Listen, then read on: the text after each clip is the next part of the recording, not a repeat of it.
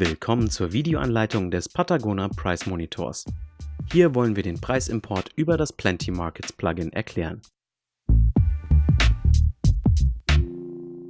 Als erstes wählen wir unter Contract Info aus, in welchen Verkaufspreis die Preisempfehlungen später geschrieben werden sollen. Im folgenden Dropdown entscheiden Sie, was passieren soll, wenn der oben ausgewählte Verkaufspreis bei einem konkreten Artikel noch nicht existiert. Wenn Sie Yes wählen, wird der Verkaufspreis automatisch angelegt und mit dem optimierten Preis befüllt.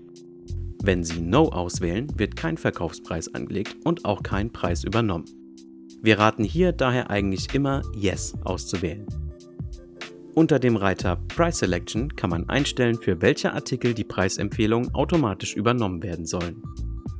In dem Beispiel Product Selection haben wir definiert, welche Artikelgruppen in den Price Monitor übertragen werden sollen. Nun wollen wir in dem Beispiel Price Selection festhalten, dass nur für eine bestimmte Auswahl der Artikel die Preisempfehlungen importiert werden sollen.